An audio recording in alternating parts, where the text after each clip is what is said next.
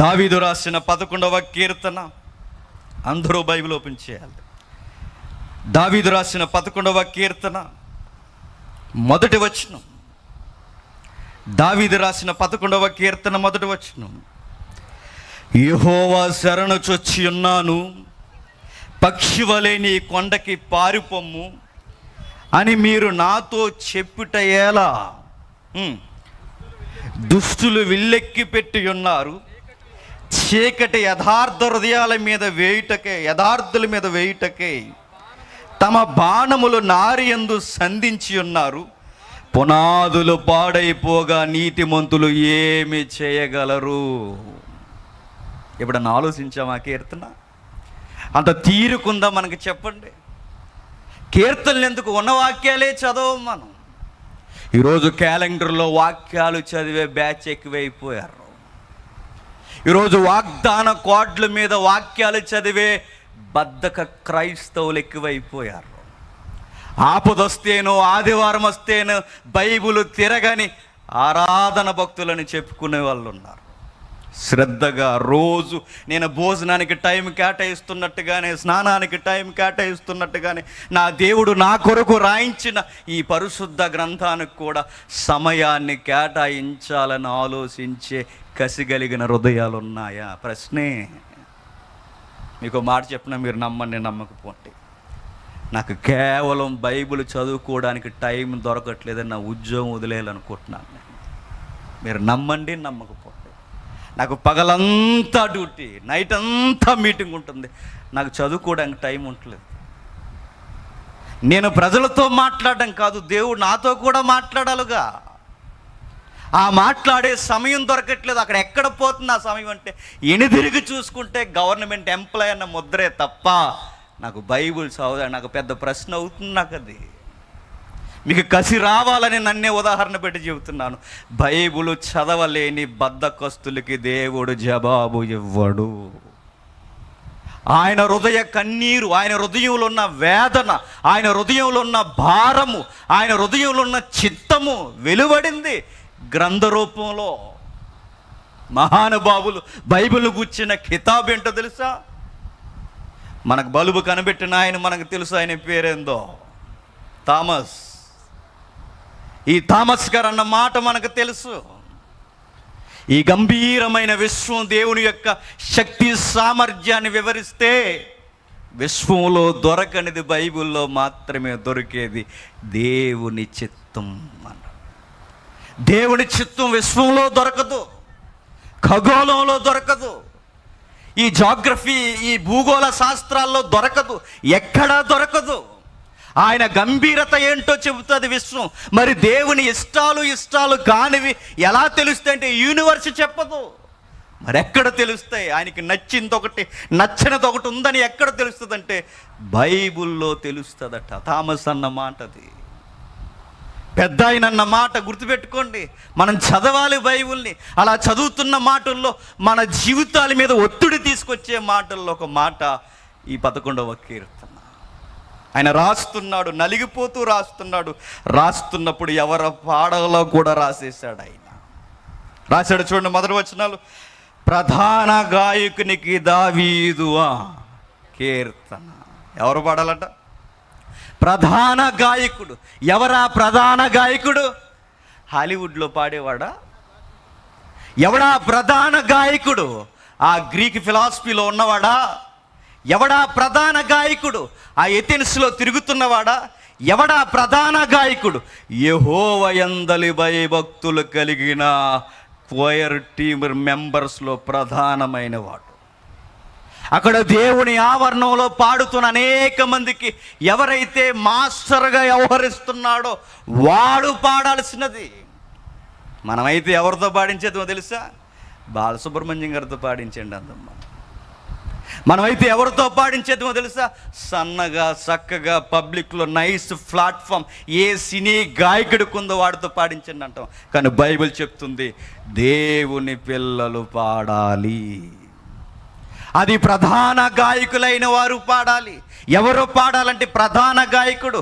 ఎక్కడైతే choir team ఉందో, main singer ఎవరైతే ఉన్నారో, అక్కడ నిలబడిన మాస్టర్ ఎవరైతే ఆర్గనైజర్ ఉన్నాడో, ఆయన ఆధ్వర్యంలో ఆయన ఎలా ఉండాలంటే మిగిలిన ఆ నిబంధనలు చెబితే ఆర్టికల్ ఉంది మనకి. ఆ మోసే లాలో ఆర్టికల్ మనకు చెబుతుంది. ఏమని చెబుతుంది? ఫలానా వాడు ఆత్మ తీవ్రత చేత దేవుని యందు భయభక్తులు కలిగిన వాడు, అట్టి వారు సంగీత విద్వాంసులుగా ఉన్నవారు, లేవి క్రమంలో ఎవరైతే ఉన్నారో దేవుని పిల్లలైన వారు వారే పాడాలి అన్నాడు. వారిని తీసుకురండి. వారిలో ఎవరైతే మేనుగా వ్యవహరించే వ్యక్తి ఉన్నాడో అత్తగాడు జర జాగ్రత్తగా పాడన్నాడు. ఎవరు పడితే వారు పాడకూడదు. ఇలా అన్నందుకు నా మీద బాణాలు సంధించేస్తున్నారు చాలామంది. నేను సింగర్ని కాదు, నేను ఏమీ కాదు, కానీ వినినా వినకపోయినా సత్యము సత్యమే. చెప్పాల్సింది చెప్పాలంతే. వినాల్సింది వినేవారు ఉంటారు, వినకపోయినా అది తర్వాత దేవుడు చూసుకుంటాడు. కానీ దేవుని పాటలు దేవుని పిల్లలు ఎరిగిన వారు పాడాలి. దావీదు చెప్తున్నాడు, ఇదిగో ప్రధాన గాయకునికి చెప్తున్నాడు, నా అనుభవాలతో పాట రాస్తున్నా. అనుభవాలు లేనివాడు పాట రాస్తే ఎలా అంటున్నాను, బాధపడకండి. అనుభవాలు లేనివాడు పాట రాస్తే యేసు అనే పదం లేకపోతే అది లవర్ కోసమా యేసు కోసమా తెలియని కన్ఫ్యూజ్. ఈరోజు తప్పుగా అంటే నన్ను క్షమించండి, తర్వాత పిలవకపోయినా నో ప్రాబ్లం. నేను మరలా చెప్తున్నాను, యేసు క్రీస్తు అనే ఒక పదం కనబడకపోతే వీడు ఎవరి కొరకు పాడుతాడు, కన్ఫ్యూజ్ ఈరోజు. అంతే, అక్షరాల బట్టి పడితే పాటలు అలాగే తగలడతాయి. అనుభవాలు లేకపోతే, దేవునితో పెనుగులాట లేకపోతే అలాంటి గొడ్డి పదాలే వస్తాయి. క్రీస్తు అనే పదం కనబడకపోతే అది ఏదో ఆయన జీవితానికి ఎక్కడో నలిగిపోతున్న విషయాలనే కనబడతాయి.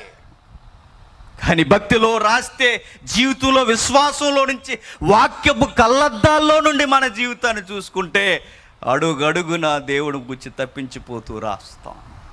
పురుషోత్తమ సోదరి గారు లేరా చెప్పండి? తన భార్య కళ్ళ ముందుకు వచ్చినప్పుడు, ఎప్పుడో కొన్ని ఏడాది కొంతకాలం తర్వాత తిరిగి వస్తే వాళ్ళ ముందుకు వచ్చేసరికి తన భార్యే తను గుర్తుపట్టలేదట. తన భార్య గుర్తుపెట్టకపోతే ఆకలేస్తుందమ్మ అన్నం పెట్టంటే తర్వాత గుర్తుపెట్టి పట్టుకెళ్ళి పేడ మీద అన్నం పెట్టిందట. తిను, యేసు అని వెళ్ళిపోయావుగా అందట. నీకు యేసే నిజంగా దేవుడైతే ఆయన కొరకే జీవితం అయితే ఇప్పుడు తినంటే ఆ పేడ మీద ఉన్న పులిహార తింటూ రాశాడు అనుభవంతో పాట, యేసు వచ్చుచున్నాను అని. అది కదా మనకు కావాల్సింది. మన రేపే భక్తులు కావాలి, మన గుండెలను నేరుగా పొడిచే వాళ్ళు కావాలి, మన జీవితాన్ని దేవుని వాక్యాన్ని కీర్తనగా మలిసి కడిగి పడేసేవారు మనకు కావాలి. అట్టి వారు బైబిల్లో పుంకాలుగా ఉన్నారు, లిఖింపబడ్డారు. వాటిని కొనసాగించాల్సిన బాధ్యత మన మీద ఉంది. అదే చెబుతున్నారు దావీదు గారు, ఇదిగో ఆయన శరణజొచ్చి ఉన్నాను. చదువుదాం. పక్షివలే నీ కొండకి పారిపొమ్ము, దుష్టులు ఇల్లు ఎక్కుపెట్టి ఉన్నారు, చీకట్లో యథార్థుల మీద వేయుటకే తమ బాణములు నారియందు సంధించి ఉన్నారు. ఏం జరుగుతుంది? అమాయకుడండి దావీదు. ఒకప్పుడు ఎక్కడో కామన్గా సాదా సీదాగా నలుగురిలో సరి అయిన గుర్తింపు లేని చిన్నోడు, ఫ్యామిలీలో కూడా సరి అయిన గౌరవం డిగ్నిటీ లేనోడు. పట్టించుకోలేదు ఆయన్ని. అందరు అన్నలో గవర్నమెంట్ ఎంప్లాయీస్, ఆర్మీలో పనిచేస్తున్నారు వాళ్ళు. అన్నీళ్ళందరూ ఆర్మీలో జవాన్స్. వారు ఊర్లో బయట మేము పెహల్వాన్స్ అని చెప్పుకుంటున్నారు వాళ్ళు. ఈ అబ్బాయిని మాత్రం గొర్రెల వెనకాల పంపించేశారు. అన్యాయం. ఈ అబ్బాయిని మాత్రం కనీసం ఏ విద్యకి, ఏ గవర్నమెంట్ ఉద్యోగానికి అర్హత లేకుండా చిన్నోడు అని చిన్న చూపు చూసి సద్దనం ఇచ్చి గొర్రెల వెనకాల పంపించేశారు. పట్టించుకోలేదండి. కానీ దావీదు ఎప్పుడు ఏదో రోజు ఎదుగుతాండ్రా, మీ అంతు చూస్తాండ్రా అనే రకం కాదు. మనమైతే తెలుగు యాక్టర్లకు డైలాగులు కొట్టేద్దాం. ఏదోలా సరి చేస్తామని దానికి సాఫ్ట్వేర్ 1 సాఫ్ట్వేర్ 2 ఏదో పెడుదాం. మనం కూడా వాతలేసుకుంటున్నాం కదండి బయట చూసి. ఏదో ఒకటి చేద్దాం. కానీ దావీదు అలాంటి కాదు. నన్ను ఎవరు పట్టించుకోకపోయినా నా గొర్రెలు పచ్చిక బయళ్ళ మీద మేస్తే, నా గొర్రెల కాపరి నేనైతే, ఈ గొర్రెను కాస్తున్న నా కాపరి పైనున్నాడు అన్నాడు. నేను పచ్చిక బయలు మీద నా గొర్రెలను మేపుతున్నాను, నన్ను మేపువాడు, నా కావల కాయవాడు ఒకడున్నాడు. మా నాన్న పట్టించుకోకపోవచ్చు గాక, మా అయ్యకు నేను గుర్తు లేకపోవచ్చు, మా అన్నకు నేను గుర్తు లేకపోవచ్చు, మా ఊరికి నేను గుర్తు లేకపోవచ్చు, నన్ను గుర్తించిన వాడు ఒకడున్నాడని మాసిన వస్త్రాలతో చెరిగిన జుట్టుతో గొర్రెల వెనకాల తిరుగుతూ, చిన్న సంగీతాన్ని పట్టుకుని వెనకాల తిరుగుతూ దేవుడు దేవుడు దేవుడు దేవుడు అని పాటలు రాసుకుంటూ తిరిగాడు. మన దేవుడు ఎలాంటోడు చెప్పనా? ఎక్కడైతే ఆయన హృదయాలు, ఎక్కడైతే ఏ హృదయం తెరవబడి ఆయన గూర్చి హృదయానుసారంగా అరుస్తుందో ఆ స్వరాన్ని వినడానికి దేవదూతలను కూడా కొంచెంసేపు సైలెంట్గా ఉండమంటాడు. మీరు సైలెంట్గా ఉండండి అంటాడు. ఎవరిని? దేవదూతలను అంటాడు ఆయన. దేవదూతల స్వరాల కన్నా ఈ మానవ హృదయాల నుంచి వచ్చే స్వరాలు ఆయనకి తీయగా ఉంటాయి. దావీదు పాడుతూ తిరుగుతున్నాడు, తిరుగుతూ ఉండగా ఆయన ఎవరో పట్టించుకోవట్లేదు. ఆయన ఆశంతా ఒక్కటే, నా గొర్రెల మందలో ఒక చిన్న పిల్ల కూడా తప్పిపోవడానికి వీలు లేదు, ఇది నా బాధ్యత, కమిట్మెంట్ అన్నాడు అంతే. నిజానికి మంద ఎవరిదో తెలుసా? వాళ్ళ నాన్నది. ఎవరిది? వాళ్ళ నాన్నది. వాళ్ళ నాన్న అప్పగించాడు. నిజానికి క్లైమ్ చేస్తే దావీదుకు కూడా మంద రాదు. లా ప్రకారం, చట్ట ప్రకారం క్లైమ్ చేస్తే నామినీ నేమ్ దావీదు ఉండదు, జ్యేష్ఠుడికి పోతుంది. తన మంద కాని మందను దావీదు కాస్తున్నాడట బాధ్యతగా. మనమైతే ఏం చేద్దామండి? చాలామంది యంగ్స్టర్స్ ఉన్నారు, మిమ్మల్ని అడుగుతున్నాను నేను. మనమైతే మనం ఏం చేద్దాం చెప్పండి? నాన్న పనులు ఏదన్నా నమ్మి మనకు అప్పగించి, ఇంకా మనకు వారసత్వపు పేరు ఏమి పెట్టకపోయినా ఒక పని చేయరా అని పెడితే మనం ఏం చేస్తాం చెప్పండి? గాలి కుదులు తిరుగుతాం. విచారమనాలో, బాధనాలో, నవ్వనాలో తెలియని పేరేంటి చెప్పనా? ఎల్ఐసి పాలసీలు, పెద్ద పెద్ద పాలసీలు కడితే పాలసీ కోసం తండ్రినే చంపేసిన కొడుకులు కూతుర్లు లేరు, ఉన్నారు. పెద్ద పెద్ద ఏవైతే లోన్స్ తీసుకున్నారో అది మాకే వస్తుందంటే తల్లిదండ్రులనే ఉన్నపాటున పైకి పంపించేసిన వాళ్ళు లేరు, ఉన్నారు. ఎందుకంటే మనకి బాధ్యత అనే పదం చాలా దూరాన్ని ఉంది. మరో మాట నేను చెప్పిన, తండ్రి గొర్రెలను జాగ్రత్తగా కాయమని దావీదుకి చెబితే దావీదు నమ్మకాన్ని ఒమ్ము చేయకుండా చిన్న గొర్రె పిల్లను కూడా కాస్తున్నాడట. మరో మాట నేను చెప్తాను, మనం నాన్న గొర్రెలు కాయొద్దు కానీ, మన తండ్రి ఆస్తుల్ని మనం చక్కపెట్టొద్దు కానీ, ఈ వయసులో మన తల్లిదండ్రులు మన్నించకూడదు అని చెప్పిన, చక్కగా చదువుకోండిరా అని చెప్తారు. చక్కగా చదువుకోండిరా అని చెప్తారు. చదువుతున్నామా? బాధ్యతగా చదువుతున్నామా? అడుగుతున్నాను మిమ్మల్ని. దావీదు ఎండన పోయే అరణ్యంలో మృగాల మధ్య బాధ్యతగా గొర్రెల్ని కాసంట. నిన్ను మృగాల మధ్యకు పంపలేదు మీ నాన్న, నిన్ను అడవిలోకి పోయి మందల కాయమని లేదు. నేను చక్కగా నీకంటూ ఒక డిగ్నిటీ ఇచ్చి, ఒక డ్రెస్ ఇచ్చి, నీకు పాకెట్ మనీ ఇచ్చి, నీకు టైం అంతా కేటాయించి, వారి రెక్కల కష్టాన్ని తెచ్చి నీకు పెట్టుబడిగా పెట్టి చదువుకోమంటే సినిమాలు చూసి చెప్పండి ఫ్లెక్స్లు కట్టి సిగ్గు లేకుండా ఆ ఫ్లెక్స్ల మీద కింద ఫోటోలు వేయించుకుంటున్నావు. నిన్నేం చేయాలి చెప్పు? నేను ఫ్లైట్ ఎక్కించొద్దు. ఫ్లైట్ అంటే ఏంటో తెలుసా? క్రైమ్ పోలీసుని అడగని చెప్తారు.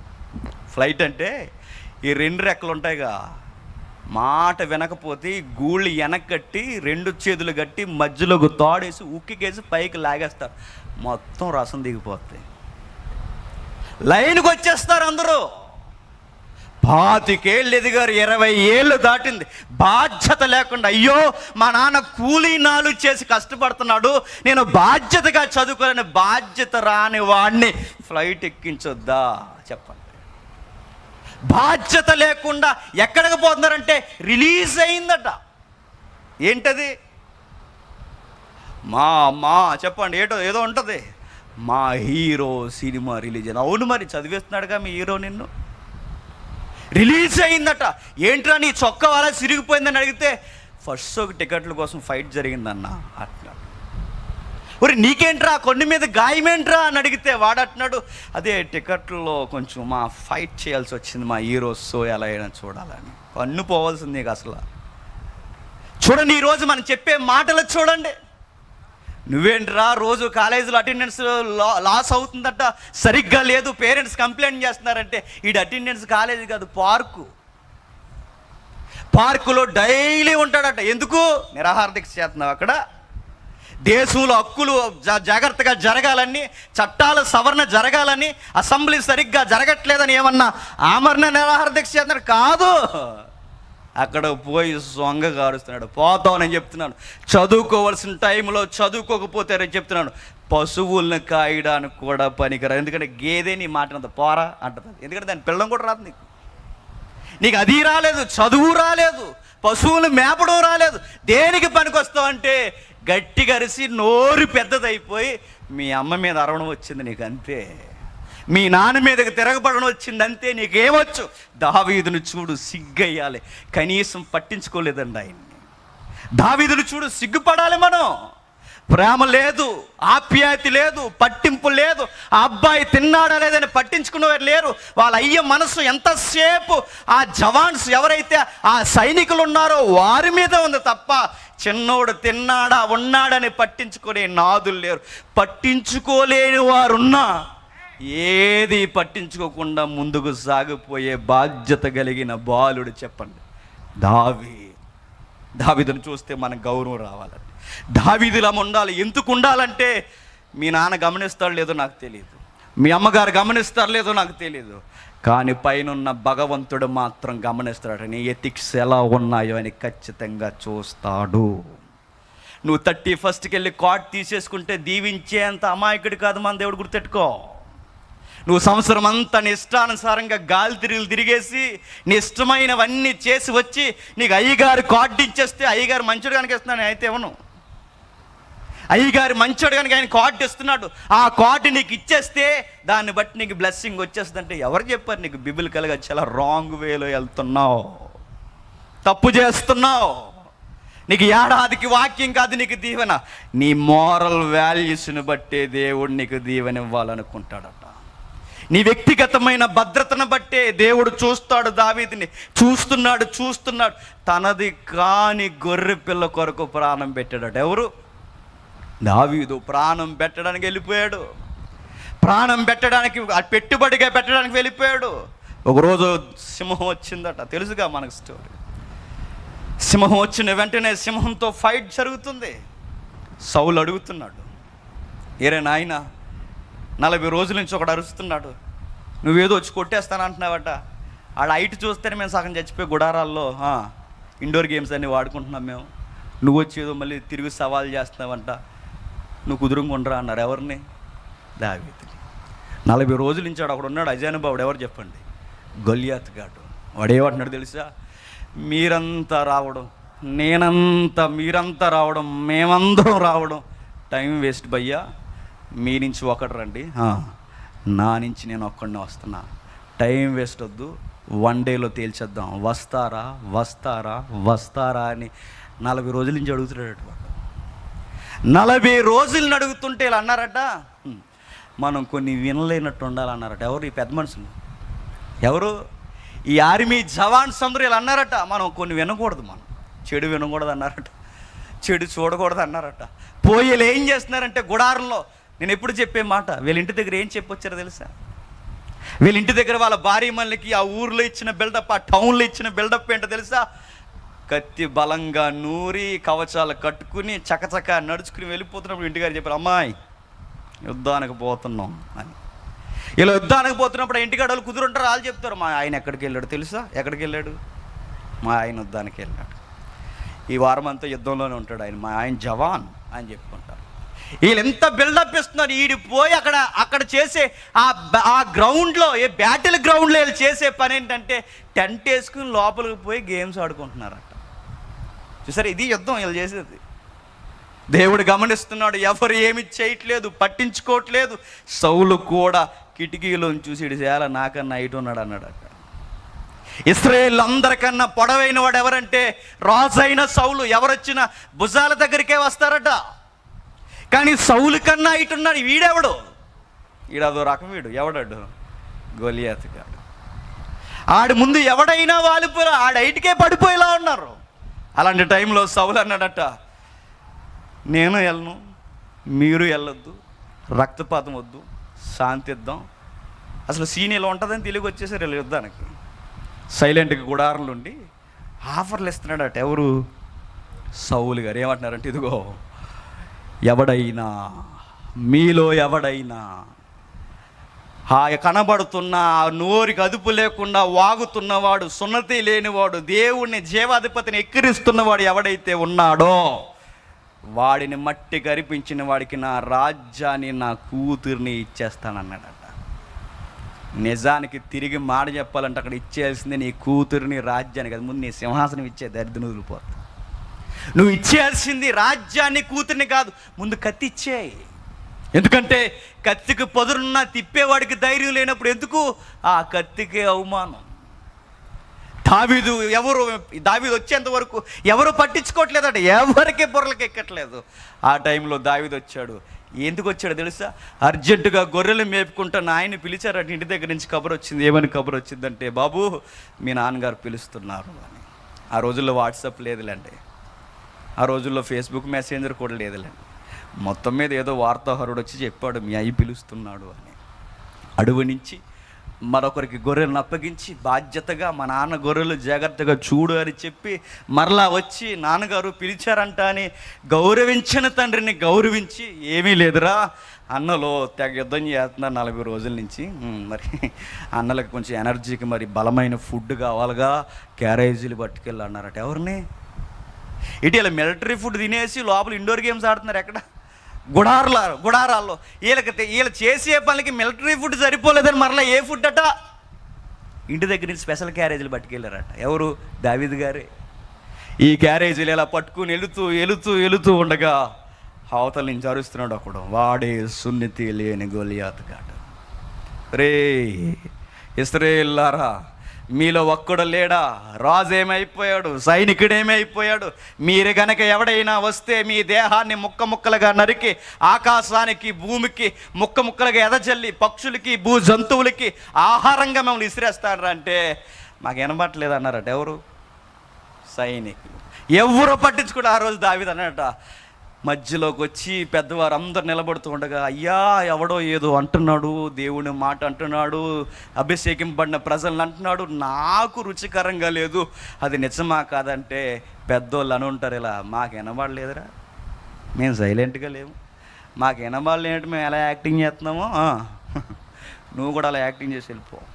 అది కాదు సారు, ఆడేదో అంటున్నాడు, నాకు పడుతుంది, నాకు రేగుతుంది, నేను వెళతాను, ఒక్కసారి ఆడెవడో నేను చూడాలంటే ఈ పెద్దోళ్ళందరూ కంగారైపోయి 40 రోజులు జాగ్రత్తగా మెయింటైన్ చేసి నువ్వు వచ్చి రే చూసిరమ్మంటే కాల్చి వచ్చే రకంలో అన్నావు, నువ్వు కుదురుండ్రా అన్నారట. ఎవరు?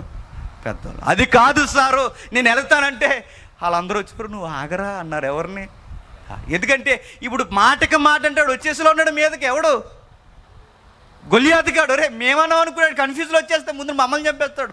కమిట్ అయ్యి వచ్చాం ఇంటికాడ, ఈ వీక్లోనే వచ్చేస్తా ఉన్నాం, మేము వెళ్ళిపోతామని చెప్పాం, ఎన్నో చెప్పాం, నువ్వు ఇలాంటివన్నీ సాగదీకి నాయన, నీకు నమస్కారం అని చెప్పారు. మొత్తం మీద ఈడు చెప్పే వినే మాట, ఈ కుర్రగాడు ఎర్రనివాడు, చక్కనివాడు, నేత్రములు గలవాడు, బైబిల్లో రికార్డ్ చేశాడు, రింగులు తలగలిగినవాడు, ఈ అబ్బాయి ఎవరీడు ఇంత ఉత్సాహంగా ఉన్నాడంటే ఆ మాట ఈ మాట, ఆధార్ కార్డు లేదు కానీ ఆ రోజులు అడ్రస్ మాత్రం తెలిసింది, ఈ అబ్బాయి పలానా వారా అబ్బాయి అని. వెంటనే తెలిసిన వెంటనే బాబు నువ్వు పెద్దనివంటగా మీ అబ్బాయి మీ చిన్నోడు అస్సలు ఆగట్లేదు అన్నారు. పెద్ద నేను పిలిచి, ఏరా నాకు తెలుసురా నువ్వు కూతురు లేనోడు అని. ఆయన నేను ఎవరు పంపించారు ఎక్కడికి? నాన్న పంపించాడా? నీ సంగతి తేలుస్తాని దావీదు మీద కల్లెర చేస్తున్నాడట. సిగ్గులేని కార్యం ఏంటి చెప్పనా? గొలియాతుగాడు అన్న మాటలు పౌరుషం రాలేదు కానీ చెప్పండి, క్యారేజీలు తెచ్చిన దావీదు మీద మాత్రం కోపం వచ్చేస్తుందట.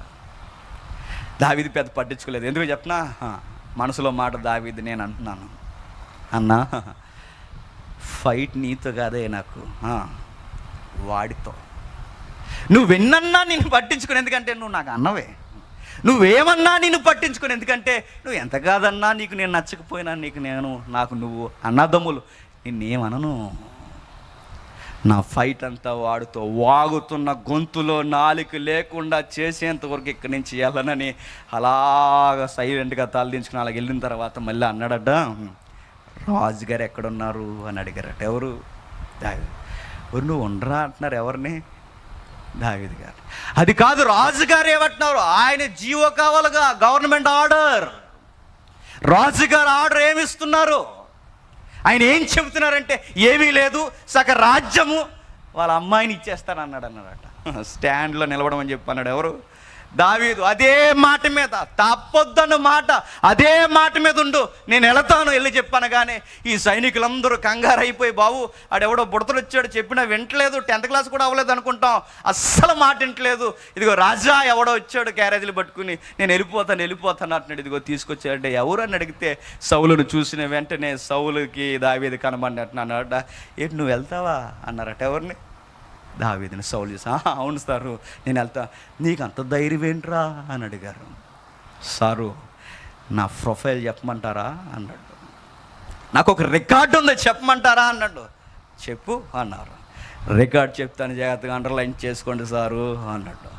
ఏంటి? ఒక రోజు తీక్షణమైన దట్టమైన అరణ్యములో గొర్రెలను మేపుచుండగా, భీకరమైన గొర్రెల మందలను మేపుతుండగా, ఆ బంజర భూముల దగ్గర నేను గొర్రెలు మేపుతుండగా ఒకరోజు సింహము మా మంద మీద దాడి చేసింది. పారిపోయావా అన్నారు. నో, పరిగెట్టించాను. ఏంటి? గొర్రెలనా? కాదు, సింహాన్న. నిజమే, మీరింటుంది నిజమే. మరలా వినండి. గొర్రెల మంద మీదకి మృగం దాడి చేసినప్పుడు సింహాన్ని పరిగెట్టించాను. అంత పెద్ద పని ఎందుకు చేసావరంటే, నా మందలోని నా తండ్రి అప్పగించిన గొర్రె పిల్లని అది పట్టుకుని పోతుండగా చూస్తూ ఉండలేకపోయాను. నేను గొర్రె పిల్లను ఛేదించడానికి సింహాన్ని చంపి తిని అన్నాడు. రాజుకి ఏం అర్థం అవట్లేదు, చెమటలు ఎక్కేస్తున్నాయి. ఎవరికి? సింహాన్ని చంపడం ఏంట్రా చిన్నోడా అని చూస్తున్నాడు. ఎవరిని? సింహాన్ని చంపేసా. మీరు నమ్మినా నమ్మకపోయినా సింహాన్ని నేను చంపేశాను. కుర్రోళ్ళందరూ ఉన్నారు కనుక ఒక మాట చెప్తా. యంగ్స్టర్స్, మనకి స్క్రీన్ మీద చంపేస్తారు సింహాలని. స్క్రీన్ ఉంటుందిగా, సిల్వర్ స్క్రీన్ల మీద చంపుతారు సింహాలని, పులుల్ని. ఆ సింహాలను చంపే హీరోల్ని రాత్రి ఒంటరిగా మన ఈదులోకి రమ్మనండి. మన ఈదులోకి మనకు కొన్ని సింహాలు ఉన్నాయి, వాటి పేరు గ్రామ సింహాలు. అదొక్కడ చాలు అయ్యగారికి చెప్పండి, మొత్తం తడిసిపోద్ది. ఏంటి మరి ఈయన హాలీవుడ్, బాలీవుడ్, టాలీవుడ్, కోలీవుడ్, ఏ వుడ్ అయినా అదిరిపోద్ది. మన సింహం చాలు. ఏ సింహం? అది స్క్రీన్ మీద రియల్గా చరిత్రలో, నేను అడుగుతున్నాను, రియల్గా చరిత్రలో ఎవడైనా సింహాన్ని కొట్టాడు? పుక్కట పురాణాల్లో ఉన్నారేమో, కానీ నిజముగా సింహాలను కొట్టిన వారు ఉన్నారు బైబిల్ చరిత్రలో. అందులో దావీదు ఒకడు. సింహాన్ని కొట్టాడు. సింహాన్ని దేని కూడా పెద్ద విషయం కాదు, గొర్రె పిల్లని పట్టుకెళ్ళి కొట్టాడు, నాలిక చీరేసాడు అంతే. తర్వాత మరలా కూడా ఒకటి జరిగింది. ఎలుగుబంటి వచ్చిందట. సెకండ్ రికార్డ్ ఇది. ఎలుగుబంటి వచ్చిన వెంటనే ఆ ఎలుగుబంటి ఉన్న లక్షణం ఏంటి తెలుసా? అది పంజాతో కొట్టి దానికి ఒక గుణం ఉంటుంది, దాని బరువు అంతా మీదే వేస్తుంది. ఎలుగుబంటితో ఫైట్ వద్దంటారు అందుకే. ఎందుకంటే దానికి ఫైటింగ్ వచ్చినప్పుడు ఒక పద్ధతి ఉంటుంది దానికి. సింహం అన్నా డైరెక్ట్గా వచ్చి గొంతు పట్టుకోవడానికి చూస్తుందేమో, కానీ దీనికి పద్ధతి. అందుకే ఎవడరీడి ఎలుగుబంటిలాగా అంటారు. ఆడికి పద్ధతి ఉండదు, ఆడికి పద్ధతి లేని అందుకే ఎలుగుబంటాడు. ఎలుగుబంటికి ఒక పద్ధతి ఉండదు. దానికి ఉండే గుణం ఏంటి చెప్పిన? ఏదోలా కొట్టేసి దాని పంజాతో ఏదోలా కొట్టి దానికి ఒక గుణం ఉంటుంది, తెచ్చి బరువు అంతా మీదే వేస్తుంది. దానికి ఎంత టన్నులు బరువు ఉంటుందో మీదేసి ఊపిరి జలపకుండా చంపేస్తుంది. దాని గుణం అది. ఇలాంటి ఎలుగుబంటి కూడా ఒకరోజు అట్టుకెళ్ళిపోయిందట గొర్రె పిల్లని. వెంటనే దావీదు ఎలుగుబంటిని చూసి, మనం చదువుకున్న తెలుగు నాంటేల్లో ఉన్నట్టు చచ్చిపోయినట్టు ఊపిరి బిగించుకుని లేడట. మన నాంటేల్లో అలాగే చదువుకున్నాం. చెట్టెక్కేసాడని లేదు, అలా లేదు బైబిల్లో. మరి బైబిల్లో ఏముంది?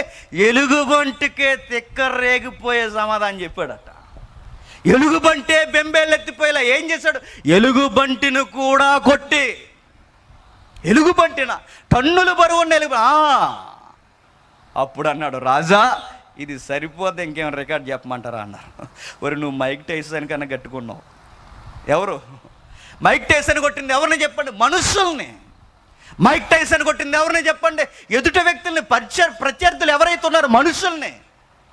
కానీ మైక్ టైసన్ కన్నా ఉక్కు లాంటి మనిషి ఎవరంటే చెప్పండి? దావీదు.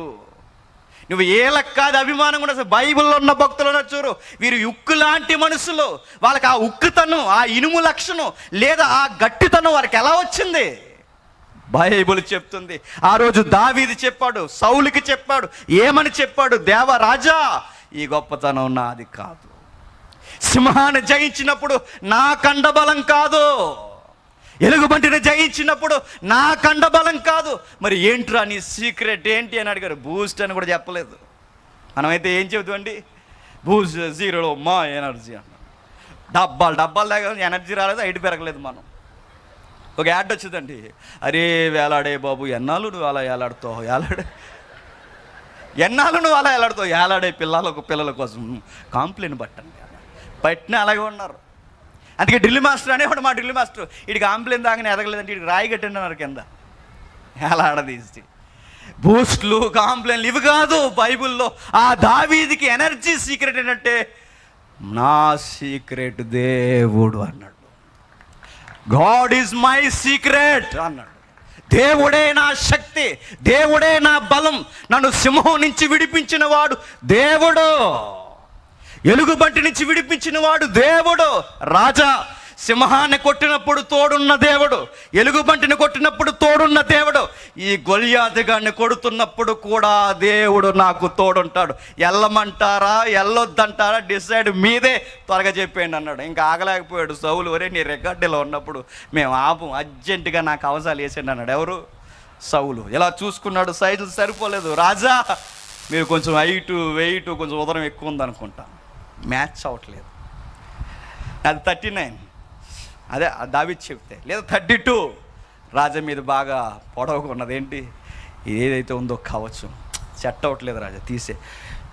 సౌలు కానీ వీళ్ళందరూ అనుకుంటే బాగా తెక్కలలో ఉంది అనుకుంటారు. ఎవరిని? దావీదు. మరి ఏం తీసుకెళ్తారంటే, ఏమీ తీసుకెళ్ళను రాజా, వెళతాను పంపించండి, నన్ను అలా ఫ్రీగా వదిలేయండి అన్నాడు. వెళ్ళిపోయాడు. ఆడు డాలు, ఈటే, కత్తే రెడీగా పట్టుకుని డైలాగులు మీద డైలాగులు కొట్టు, ఒక భారీ మంత్రం డైలాగ్ కొట్టాడు. ఆ మంత్రం డైలాగ్ ఏంటి చెప్పిన, మా దేవతల ఆన అన్నాడు. ఆడు వచ్చేవాడు తినంగొస్తే బాగుండు. ఇప్పుడు వాళ్ళ గాడ్స్ కూడా చూడండి, వాళ్ళ దేవతలు కూడా మాయే దేవుళ్ళు అని చెప్పుకోవడానికి డైలాగ్ చెప్తుండే. ఇప్పుడు ఆడు మామూలుగా గొడవకు వస్తే రమ్మని ఆడు ఏమని చెప్పినా, నా దేవుళ్ళు ఉన్నారు, నా దేవతల ఆన, ఈరోజు మీ దేవుడో మా దేవుడో తేలిపోవాలి. మీ దేవుని పక్షాన నువ్వు, నా దేవీ దేవతల పక్షాన నేను, నా విలవేల్పు కులదైవ పక్షాన నేను వస్తున్నాను, నీ దైవ పక్షాన్ని నువ్వు వస్తావంటే దావీదు అన్నాడు, సైన్యముకు అధిపతియగు యెహోవా జయంతో నేను కూడా చెప్తున్నాను, నీకు నెక్స్ట్ మినిట్ లేకుండా నిన్ను ముక్కలుగా నరికి పాడేస్తాను అన్నాడు. ఎప్పుడైతే ఈ విషయం చెప్తున్నాడు, దావీదు వెళుతూ ఉండగా దావీదు చేతిలో ఏమీ లేదు అన్నాడట. ఆడికి చాలా అగౌరవంగా అనిపించింది. ఎవడికి? గొలియాతుకి. ఒరే యుద్ధానికి ఒక సంస్కృతి ఉందిరా అన్నాడు. కనీసం కత్తి ఉండాలి, డాల్ ఉండాలి, కనీసం రారా, మరీ నన్ను అంత సీపుగా తీసిపాడే కన్నాడు. ఎవరిని? మరి కనీసం నన్ను పోనీ నువ్వు కొట్టావలే తర్వాత విషయం, కొన్ని రూల్స్ ఉన్నాయి. కత్తేది, డాలేది, ఏమీ లేవు. ఏమీ లేకుండా కుక్క మీదకి వచ్చినట్టు కర్రట్టుకు వస్తున్నావురా అన్నాడు. కుక్కను అనుకుంటున్నావా? బైబిల్లో ఉంది రికార్డులో. కుక్కను అనుకుంటున్నావా అన్నాడు. దావీదు అంటాడు మౌనంలో, కుక్క అనుకోవడం ఏంటి, జీవాధిపతిని తునీకరించిన ఎవడైనా కుక్కతో సమానం అంతే. అనుకోవడం ఏంటి, వచ్చేస్తున్నాను వచ్చే అన్నాడు. అంతే వచ్చేస్తున్నాడు. ఏం పట్టుకుని? చిన్న అది పట్టుకుని వస్తున్నాడు. 5 రాళ్ళు చెప్పండి, ఆ వడిసెలు పట్టుకుని వచ్చాడు. రాళ్ళు ఏడురా అని ఫీల్ అవుతున్నాడు. ఎవడు? సగం మానసికంగా చచ్చిపోయాడు. ఎవరు? గొలియాతుగాడు. సగం మానసికంగా. యుద్ధంలో ఒక టెక్నిక్ ఏంటి చెప్పినా, ఎదుటోడికి మనం సరిగా అర్థమైపోవడం, సగం చచ్చిపోతాడు. ఆడికి అర్థమవకూడదు అంత ఈజీగా. వీడు యూ ఎలా ఉందని తెలియకూడదు ఆడికి. ఎప్పుడైనా డీల్ చేస్తున్నప్పుడు అలానే యుద్ధాలు గారు పోయారు కనుక, మనం దావీదులు కాదుగా, నరికేస్తారు. ఆ కాలం వేరు, ఈ కాలం వేరు. వెళదాం ముందుకి. ఎప్పుడైతే వెళ్ళాడో దావీదు వెళుతూ ఉండగా చూస్తున్నాడు. దావీదు చెబుతున్నాడు, రే నీ పీక నరికి నీ నాలిక తీసి ఆ మాట్లాడుతున్న గొంతులోనికి మట్టి కొట్టేస్తాను, దేవుని మీద ఆన, వచ్చేస్తున్నాను వచ్చే అన్నాడు. వచ్చేస్తున్నప్పుడు మనకు డౌట్ రావాలి అక్కడ. ఆ డౌట్ ఏంటి చెప్పిన, దావీదు దగ్గర కత్తి లేదు. దావీదు దగ్గర ఏమున్నాయి? రాళ్ళు ఉన్నాయి. దావీదు దగ్గర ఏమి లేదు, ఏమీ లేవు, పదునైన ఆయుధాలు ఏమీ లేవు. మరి నరికేస్తాను ఏంటంటున్నా, నరికేస్తాను అంటున్నావు దావీదు బ్రదరు, నీ దగ్గర కత్తి లేదు కదా అంటే మనకు చెవిలో చెప్తాడు దావీదు, నా దగ్గర కత్తి లేదు కానీ వాడి దగ్గర ఉందిగా అంటాడు.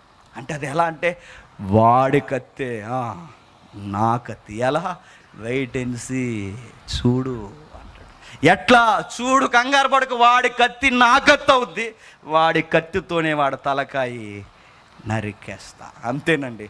ఆ ఒక్క ఫైట్తో లైఫ్ టర్న్ అయిపోయింది. ఎవరిది? దావీదు. గొర్రెల్ని కాసే దావీదు మనుష్యుల చేత పొగడబడడం స్టార్ట్ అయ్యాడు. గొర్రెల్ని కాసే దావీదు మనుష్యుల చేత జేజేలు కొట్టించుకోవడం స్టార్ట్ అయ్యాడు. లేదు, దేవుడే స్టార్ట్ చేశాడు. దావీదు మీద ప్రత్యేకమైన కీర్తనలు, దావీదు మీద ప్రత్యేకమైన గాయకులు ఆ రాస్తున్న పాటల్లో ఒక పాట మనకు తెలుసు, సౌలుకు 1000, చెప్పండి, దావీదుకి 10,000. బాధ ఏంటంటే ప్రత్యేకించి లేడీస్ పాడారు ఆ పాట. ఆ పాట సౌలు విన్నాడు, ఆడికి అస్సలు నచ్చలేదు. సౌలు అన్నాడు, ఎవరు ఈ పాట రాసింది? రాజుకి 1000, కూలి పని చేసుకునే దావీదుకి లేదా దాసుడికి 10,000. పాడినోళ్ళు పాడించిన వాళ్ళు సంగతి చూస్తుంటే లుక్ ఇచ్చాడు వాళ్ళకి. లుక్కుల్లో కూడా చాలా మాటలు ఉంటాయి తెలుసా? మీకు అర్థం కాని ఒక మాట చెప్తాను. ఇప్పుడు క్రిస్టోఫర్ అన్న చూసి నేను, అన్న స్కేల్ అలా వేయకూడదు, ఇలా వేయాలంటే అన్న ఒక లుక్ ఎత్తాడు నాకు. ఆ లుక్కి అర్థం ఏంటి? నువ్వు అందులో తిట్టేమో, నేను ఇందులో తిట్టి నీ పని చూసి, కానీ ఆ లుక్కులో అంత అర్థం ఉంటుంది. అంతేగా, ఇప్పుడు లుక్కుల్లో ఆ చూపుల్లో కూడా అందం ఉంటుంది. ఆ రోజు సౌలు అందరికి ఒక లుక్ ఇచ్చాడు. పాడినోళ్ళు పాడించిన వాళ్ళ సంగతి, పొగిడించుకుంటున్నవాడు సంగతి కూడా చూస్తా. ఆ రోజు దావీదు మీద ఆ రోజు నుంచి స్టార్ట్ అయిన విసపు సూపు నిలిపేననుంది బైబిల్లో. సంబంధం లేని గొడవ వచ్చి మీద పడిందండి దావీదుకి. అలాంటి టైంలో రాస్తున్నాడు పాటలు. సంబంధం లేని గొడవలు. ఆ రోజు ఎవరో ప్రవక్త అంట, సమూయేలట, సౌలును వద్దన్నాడట, నువ్వే రాజు అన్నాడట. ప్రజలు దేవుడు కోరుకుంటున్న మహారాజు ఇశ్రాయేలుని పరిపాలించాల్సింది నువ్వే అని దేవుడు కోరుతున్నాడని అభిషేకం జరిగిందంట. ఆ రోజు మొదలండి దావీదుని పరిగెట్టిస్తూనే ఉన్నారు. తను రాజు అవ్వాలని అనుకోలేదు ఏ రోజు, తను ఏ రోజు సెలబ్రిటీగా ఉండాలని అనుకోలేదు ఏ రోజు, తన గొర్రెలు కాస్తూ ఉండాలనుకున్నాడు తప్ప రాజదండం పట్టుకుంటాను ఏ రోజు అనుకోలేదు. చేతికర్రను వదిలి రాజదండం, అరణ్యాన్ని వదిలి అంతఃపురం, గొర్రెలను వదిలి మనుషుల మధ్యకు వచ్చిన ఈ దావీదు చరిత్ర తనకే తెలియకుండా మారిపోయింది. తనకు సంబంధం లేకుండా ఆ పిలుపు వచ్చింది దావీదుకి. ఆ రోజు నుంచి సౌలు తరుముతూనే ఉన్నాడట. ఎందుకో చెప్పనా? ఈ దావీదు నాకు పోటీ లేకుండా చెయ్యాలి, ఈ దావీదు నాకు పోటీ లేకుండా చేయాలి, దాని కొరకు ఏదైనా చేయాలి. ఒకసారి చెప్పాను, మరలో ఒక మాట చెప్పాక ముందుకు పోతాను కీర్తనలోకి. ఎంత పన్నాగం పన్నాడంటే సౌలు సిగ్గు లేకుండా ఆడపిల్లను అడ్డెట్టుకుని ఆడపిల్ల ద్వారా చంపేద్దాం అనుకున్నాడండి దావీదుని. అంతే, ఎదుర్కోవడం చేతకానోడు ఆడపిల్లను అడ్డు పెట్టుకుని ఆడపిల్లలతో గేమ్స్ ఆడాలనుకున్నాడు. ఆడపిల్లను అడ్డెట్టుకుని తన కూతుర్ని అరేసాడు. ఎవరికి? దావీదుకి. దావీదు ఎలాంటి చెప్పినా ఎర్లకు కూడా గాలం పెడతాడు. ఆ వేసినోడికి వేయించినోడికి కూడా కిక్కదిరిపోయేలా లైన్ వేసాడు. మొత్తం లైన్ చేసి పాడేశాడు. ఏ ప్లాన్ వర్కౌట్ అవ్వలేదు. అయినా తరుముతున్నాడు. దేశం మీద బాధ్యత కన్నా దావీదు మీద ఉగ్రత రోజు రోజుకి సౌలుకి, ఇరుగు పొరుగు వారికి, పెద్దలకి, అధికారులకి చిన్న చూపు స్టార్ట్ అయిపోయింది. వీడుండడం అంత మంచిది కాదు. ఈ లోకం ఎలాంటిదో చెప్పనా? ఈ లోకం ఎంత ప్రేమిస్తుందో అంత త్వరగా మనల్ని చావును కోరుకుని చంపేస్తుంది. ఈ లోకాన్ని నమ్మొద్దు దయచేసి. ఈరోజు పొగిడే నోర్లే చెప్పండి, రేపొద్దున్న మన చావును కోరతాయంటే నమ్మగలరా? యేసుప్రభుని పొగిడిన నోర్లే సిలువేసి చంపేశాయి. ఆ రోజు దావీదుని అనేక మంది పొగుడుతున్నప్పుడు ఈయనకి ఫేమ్ వచ్చేసరికి, ఆ రాజరికపు పిలుపు వచ్చేసరికి అనేక మంది యవనస్తుడి మీదకి తిరగబడిపోయారట. అలా పరిగెడుతూ ఒకరోజు ఆగిపోయాడు. ఇంక నేను పరిగెట్టను అని. పరిగెట్టాడు, చాలా కాలం పరిగెట్టాడు. ఒక రోజు ఆగిపోయి అప్పుడు పాట రాస్తున్నాడు. ఆ పాట ఏమని రాస్తున్నాడో ఇప్పుడు చదువుదాం. ఇది దీని బ్యాక్గ్రౌండ్. 11వ కీర్తన మొదటి వచనం, యెహోవా చరణ చొచ్చి ఉన్నాను. ఏంటట? యెహోవా చరణ చొచ్చి ఉన్నాను. యెహోవా చరణ అంటే నేను దేవుని మీద ఆనుకొని ఉన్నాను. నేను ఇక పరిగెట్టను, నేను ఎక్కడికి పోను, నేను దేవుని చరణ చొచ్చి ఉన్నాను, నేను దేవుని మీద ఉన్నానంటే వాళ్ళు అన్నారట, లేదు పక్షువలే నీ కొండకి పారు పొమ్మని అపోజిషన్ వార్త క్లోజ్ సర్కిల్ చెప్తుందట. మీకు అర్థమవుతుందో లేదో, మన లైఫ్లో కూడా ఈ ప్రాబ్లమ్స్ ఉంటాయండి. మన జీవితంలో కూడా సౌలు లాంటి వారు ఉంటారు, మనల్ని ఎంటాడేసేవారు ఉంటారు, మన జీవితాన్ని చిందరవందర చేసి మనల్ని ఏదోలా నాశనం చేయాలన్న వారు ఎదురు చూస్తూ ఉంటారు. వారు మన బంధువులే కావచ్చు, మన స్నేహితులే కావచ్చు, మన తోటి విశ్వాసులే కావచ్చు, మనతో కలిసి చదువుకుంటున్న వారే కావచ్చు, ఎవరో ఒకరు మన లైఫ్లో ఎవరో ఒకరు ఉంటారు. వాళ్ళందరూ దావీదుని ఎలా కొట్టేయాలని చూస్తున్నారట. దావీదుకి చెబుతున్నారు సలహా ఇచ్చి, చదువుదాం. యెహోవా చరణ చొచ్చి ఉన్నానని దావీదంటే వీళ్ళు అన్నారట, ఏమి చొచ్చి ఉన్నావు, ఇక్కడ ఉండడం నీకు మంచిది కాదు. పక్షి వలె కొండకి పారిపో అంటే పక్షి ఎలా అయితే దూరముగా పారిపోద్దో, ఎవరికి అందకుండా దూరముగా ఎగిరిపోమన్నారు. సలహా ఇస్తున్నారు ఎవరికి? దావీదుకి. ఈ కూరులైన మనుషుల మధ్య ఉండే కన్నా పక్షిలాగా దూరంగా పారిపోని మీరు నాతో చెప్పుటయ్యేలా. కిందికి, దుష్టులు ఎల్లెక్కి పెట్టి ఉన్నారు, చీకటి యథార్థుల మీద వేయుటకే తమ బాణమును నారియందు సంధి చేసి ఉన్నారు. పునాదులు పాడైపోగా నీతిమంతులు ఏమి చేయగలరు? యెహోవా తన పరిశుద్ధాలయం. ఆగుదాం, ఏదో లింక్ ఉందో చూడండి, అక్కడ చెప్తున్నాడు. 2 పాయింట్లు మనకి మేజర్గా కీర్తనలో కనబడాలి, లేదా ఆ రచనలో మనం గమనించాలి. అది అందుకే అనుభవాలతో కూడిన పాటలు అని చెప్తున్నాను. ఈ పాటలు వారి జీవితాల అనుభవాల్లో నుంచి ఎవరో అపోజిషన్ ఉన్నారట దావీదుకి, ఎవరో శత్రువర్గం ఉన్నారట, ఎవరో ఇన్ఫర్మేషన్ దావీదుకి తెచ్చారట. వాళ్ళు నిన్ను చంపేయాలని చూస్తున్నారు, వాళ్ళకి బలం ఎక్కువ, వాళ్ళకి నోరెక్కువ, వాళ్ళకి మందెక్కువ, వారిని నిన్ను ఏదో అలా చంపేయాలని చూస్తున్నారు. నీ మేలు కోరి చెప్తున్నావు, ఎక్కడికైనా పక్షిలాగా దూరంగా పారిపో, దూరంగా వెళ్ళిపో. అప్పుడప్పుడు మనకు కూడా సలహాలు ఇస్తారు కదండి గృహిణీలకి, అమ్మ వీళ్ళ మధ్య ఏం పడతావమ్మా, ఏ కువైటో దుబాయో చెప్పండి, ఏసా పాస్పోర్ట్ తీసుకుని వెళ్ళిపో అమ్మ, అక్కడన్నా సుఖంగా ఉండంటారు. నేను చెప్తున్నాను, నువ్వు నిజముగా దేవుణ్ణి నమ్మే బిడ్డవైతే నువ్వెక్కడున్నావో అక్కడే ఉండవు. నువ్వు నిజముగా దేవుని విశ్వసించే వ్యక్తివైతే ఈరోజు దావీదు నీతో నాతో మాట్లాడుతున్నాడు. ఆయన చెబుతున్నాడు చూడండి, దుష్టులు ఇల్లు ఎక్కుపెట్టిన చీకటిలో వారు బాణాలు వేయడానికి యథార్థుల మీద రెడీగా వారు పొంచి ఉన్నా, ఏ క్షణమైనా వేయడానికి ఉన్నా, నేను ఎక్కడికి వెళ్ళను, ఆయన చరణజొచ్చి ఉన్నాను, ఆయన చరణ చొచ్చి ఉన్నాను. ఈ పల్లవలోనే ఆయన అనుసరిస్తున్నాడు చూడండి. ఆ మొదటి మాటలోనే అంటున్నాడు, ఎవరెన్ని చేసినానంటే వెంటనే 3వ వచనంలో అంటున్నారట, అయ్యో దావీదు నీకేమైనా పిచ్చా అని అడుగుతున్నారు. పునాదులు పాడైపోతే చెప్పండి, నీతిమంతులు ఏమి చేయగలరు? ఆ మాటకు అర్థమేంటి చెప్పండి. పునాదులు పాడైపోతే నీతిమంతులు ఏమి చేయగలరు? పునాదులంటే ఏవైతే బలమైనవో, ఏవైతే కదల్చబడినవో, ఏవైతే లోకానికి, నీతికి, న్యాయానికి, ధర్మానికి ప్రతీకలుగా నిలబడ్డాయో, ఆ జుడిషియల్ ఏదైతే ఉందో న్యాయమే కదిలిపోయింది, చట్టమే కదిలిపోతుంది. న్యాయమే కదిలిపోతే, న్యాయమే అన్యాయమైతే నీతిమంతులు ఎక్కడ నిలబడగలరు? దావీదు. న్యాయం లేదు, జ్యుడిషియల్ అమలు చేసేవారు లేరు, అసలు నీతిమంతుకి రక్షణ లేదు. పునాదులు కదిలిపోతే నీతిమంతులు ఏం చేయగలరు? ఈ లోకం అలాగే ఉంది దావీదు.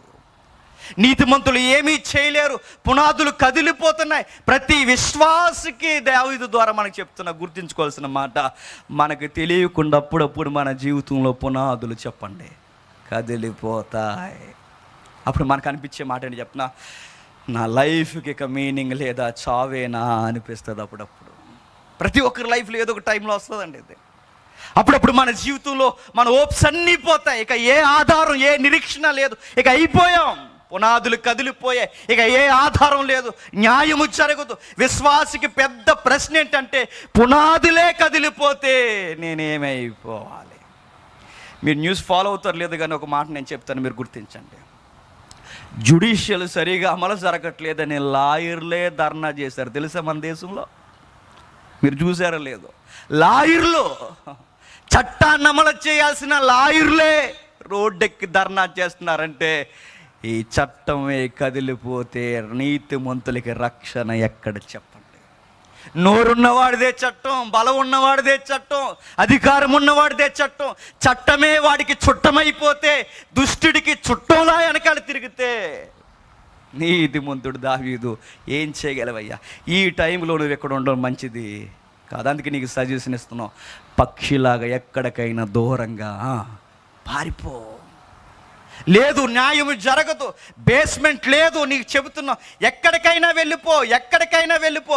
ఇక్కడ ఉండడం అంత మంచిది కాదు నీకు, నీ ప్రాణానికి ప్రమాదం ఉంది దావీదు, నీ మేలు కోరి చెబుతున్నాం, వెళ్ళిపో. మనమైతే ఏమందామండి? అంతేనంటారా? వెళ్ళిపోమంటారా? కువైట్ వెళ్ళిపోనా? దుబాయ్ వెళ్ళిపోనా? లేదా ఎక్కడ సిగ్నల్ లేని ఏరియాకి ఏజెన్సీకి వెళ్ళిపోనా? చెప్పండి, ఎక్కడికి వెళ్ళిపోమంటారు? నేను అడుగుతున్నాను. శ్రమలకు ఎదురెళ్ళకుండా, శ్రమలను చూసి పిరికివారుగా చచ్చిపోవాలని కోరుకునే దేవుడు మన దేవుడు కాదు. మన దేవుడు ఎలా అంటాడు చెప్పనా? మోయగలిగిన శ్రమలను మన జీవితంలోనికి ఆయనే వెల్కమ్ బోర్డు పెట్టి, టూలోడ్ బోర్డు పెట్టి మరీ పిలుస్తాడట. ఆయన మనం నమ్మాడు. ఆయన, నా కొడుకు, నా కూతురు ఈ శ్రమను ఎదురిస్తారో చూస్తూ ఉండని సాతానుగాడితోనే సవాల్ చేస్తారంట ఆయన.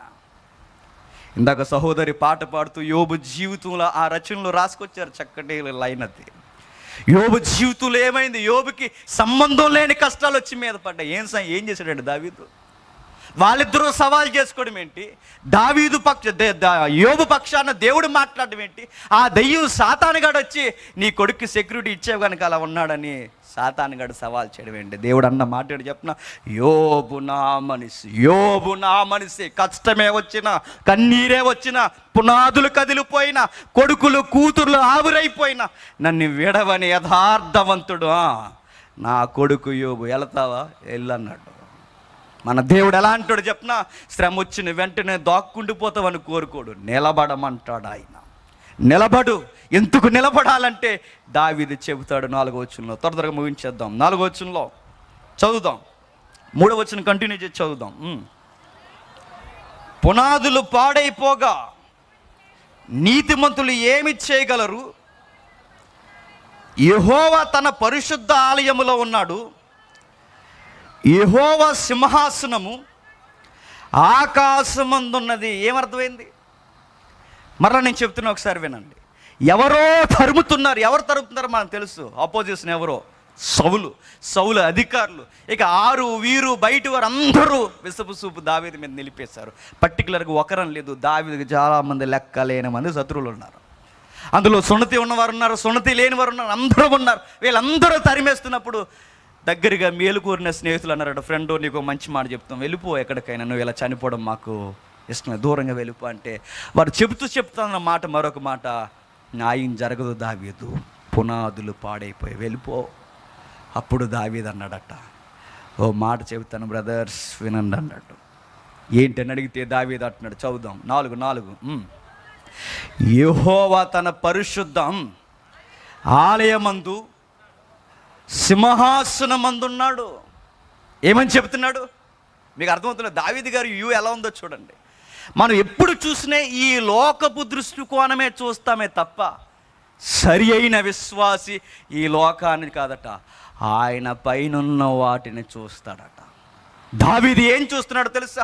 దావీదు అంటున్నాడు, పునాదులు ఇక్కడ కదలొచ్చు, కానీ దేవుడు కూర్చున్న పునాదులు కదిలించగలవాడు ఎవడు అని అడుగుతున్నాడు. చూడండి, నేను ఇక్కడ కూర్చున్న సింహాసనం కదలొచ్చుగాక, కానీ దేవుని సింహాసనాన్ని కదిలించేవాడెవడు?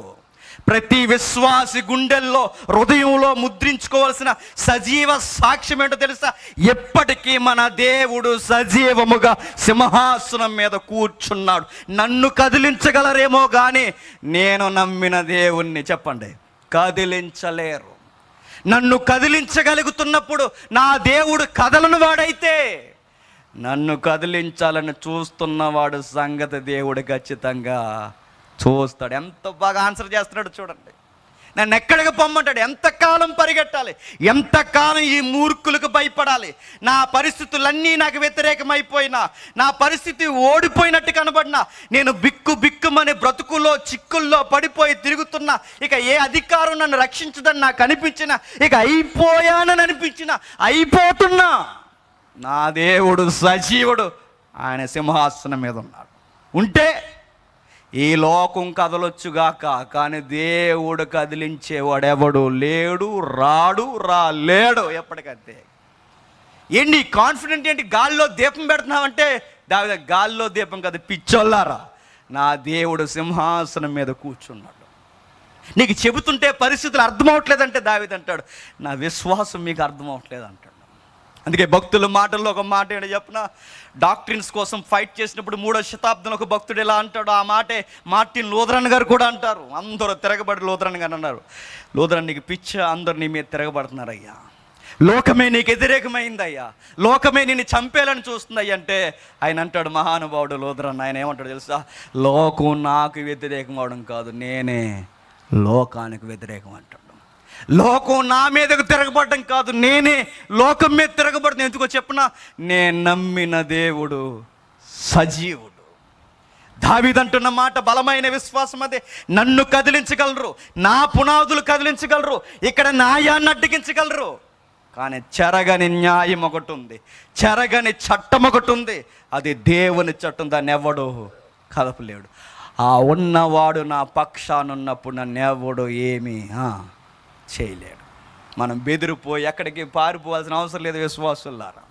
ఏ శ్రమ ఉంది అలానే ఉండండి. కవంటాడు, శ్రమ ఎప్పుడు కలకాలం ఉండడానికి దానికి ఆయుష్ లేదట. సంతోషం కూడా కలకాలం ఉండడానికి దానికి ఆయుష్ లేదట. ఏదైనా కొద్ది కాలమే, అది మన ముందే చస్తాది. అనుమతించిన వాడు అంత త్వరగా మన మీద నుంచి తీసివేస్తాడు. మన దేవుడు దావీదు ద్వారా చెబుతున్న మాట, పునాదులు పాడైతే నీతిమంతులు ఏం చేయగలరంటే, ఎస్ మీరన్నట్టు పునాదులు పాడైతే నీతిమంతులు ఏం చేయలేరు. కానీ నేను ఒకటి చెప్తా, నేనేమీ చేయలేనేమో కానీ నా దేవుడు చేయగలడు. నేనేమీ చేయలేనేమో కానీ నా దేవుడు చేయగలడు. నా దేవుడు చేయగలడు. సామర్థ్యం కలిగిన వాడు. చూస్తూ ఉండండి, అందరికీ తగిన గుణపాఠం చెబుతాడు. అందుకే మీరు చూడండి, దావీదుని తరిమిన సౌలు పరిగెట్టించి దావీదుని లేకుండా చేయాలని ఎవరు లేకుండా పోయారు? సౌలు లేకుండా పోయారు. మనం కూడా నేర్చుకోవాల్సిన గుణపాఠం ఏంటి చెప్పనా? మన ఎదురుంటోళ్ళు పాడైపోవాలి, మన స్నేహితులు పాడైపోవాలి, వాళ్ళు పాడైపోవాలి అంటే వాళ్ళు పాడవరు. చెప్పండి, మనం పాడైపోతాం. ఎదుటోళ్ళు నాశనం అయిపోవాలంటే వారు నాశనం అవ్వరు. చెప్పండి, ఎవరు నాశనం అయిపోతారు? మనమే నాశనం అయిపోతాం. ఒకరిని చూసి మనం అసూయ పడిపోతే ఆడు రోజుకి ఎదిగిపోతాడు, మనం దిగిపోతాం. గుర్తెట్టుకోండి, ఎప్పుడు మనకు కావాల్సింది ఎదుటి వారి మంచిని మనం చెప్పండి కోరాలి. దావీదు ఎంత ఆప్షన్ వచ్చిందో తెలుసు దావీదుకి. నైట్ దావీదుని పరిగెట్టించే గడియలు వచ్చినప్పుడు అలసిపోయి సౌలు రెస్ట్ తీసుకుంటున్న టైంలో సౌలు దగ్గరికి దావీదు వెళ్ళి తన యొక్క వేసుకున్న వస్త్రాన్ని కట్ చేసి ఉదయాన్ని పంపాడట మెసేజ్, నరికేయాలనుకుంటే రాత్రి నిన్ను నరికేదును. దావీదులో ఉన్న యథార్థత ఏంటో చెప్పనా? శత్రువులు చేతి చిక్కినా నీ మీద దేవుని కరుణుంటే నిన్నేమీ చేయనంటాడు. అంతే. శత్రువుల చేతి చిక్కిన అవకాశాలు పూర్తిగా మనకున్న, మనం ఏమీ అనకుండా ఉన్నప్పుడే మన యథార్థతను దేవుడు చెప్పండి చూస్తాడు. మనం ఎలాంటి వారిని చెప్పినా, అవకాశం వచ్చిన వెంటనే చేతులు మడతడేసి ఇప్పుడు చెప్పరా దొరికావు, దేవుడు నా పక్షాన్ని వచ్చాడు అంట. ఆ డైలాగులు దేవుడికి నచ్చవు, ఆ విధానం దేవుడికి నచ్చదు. గుర్తుపెట్టుకోండి. ఇప్పుడు చెప్పరా కాదు, ఇప్పుడు క్షమించు. లైఫ్ లాంగ్ నేను గుర్తుపెట్టుకుంటాడు వాడు. వాడు కొట్టినప్పుడు నువ్వు కొట్టడం లెక్క కాదు. దేవుడు చెప్తున్నాడు దావీదు ద్వారా, ఒక విశ్వాసికి, నీ పొరుగు వాడికి, ఎవరైతే నీ నైబర్ ఉన్నాడో వారితో నీకు ఇబ్బంది వచ్చినప్పుడు దేవుడు మారుస్తున్నాడు విధానం. ఆధ్యాత్మిక కోణంలో, ఆ కోణంలో చెప్పేది వాడిని క్షమించి. దావీదులో మనం నేర్చుకోవాల్సిన గొప్ప గుణం ఈ వచనాల్లో, ఈ చిన్ని వచనాల్లో, గొడవ ఎవరికి అప్పగించేస్తున్నాడు చెప్పండి? దేవుడికి. ఇప్పుడు నువ్వు నేను ఈ కీర్తనలో నేర్చుకోవాల్సింది, ఎంత పెద్ద అది చట్టమే కదిలిపోయేంత పెద్ద విపత్తైనా, ఎంత పెద్ద నష్టమైనా, మనకు ఉరేసే పరిస్థితులు వచ్చేసినా ఆ గొడవని ఎవరి చేతుల్లో పెట్టేయాలి చెప్పండి? ఓ మాట నేను చెప్పనా, ఇలా అనొచ్చో లేదో, డిపార్ట్మెంట్ లాంగ్వేజ్లో చెప్తా ఒక మాట. మనమేమన్నా చేసామనుకోండి క్రైమ్ అవుద్ది. దేవుడు ఏమన్నా చెప్పాడు అనుకోండి, చేసాడు, ఎఫ్ఐఆర్ వేయడానికి కూడా ఆధారాలు ఉండవు. అది వ్యవహారం. మనం ఏదన్నా చేస్తే అక్యూజ్డ్ మనం. అదే దేవుడు హ్యాండిల్ చేసాడు అనుకోండి చెప్పండి, ఆధారాలు కూడా దొరక. అందుకని ఎప్పుడు చెప్పి ఒక ఎగ్జాంపుల్ మరలా ఈ సందర్భంలో చెప్పి త్వరగా ముగించేస్తాను. ఇక ఒక క్రైస్తవ తల్లి మెడికల్ ఫీల్డ్లో ఉంది. వీళ్ళకి ఈ 2 ఏళ్లలో ఈ మెడికల్ ఫీ, గవర్నమెంట్ ఎంప్లాయ్కి ఎవరికైనా ఈ ప్రొఫెషన్ పీరియడ్ అని ఒక పీరియడ్ ఉంటుంది. ఆ 2 ఏళ్ళు ఏ కంప్లైంట్స్ పబ్లిక్ నుంచి రాకూడదు. పబ్లిక్ నుంచి వస్తే ప్రాబ్లం అవుద్ది సర్వీస్కి. ఆ టైంలో వారు చాలా ఓర్చుకుని చేస్తుంటారు.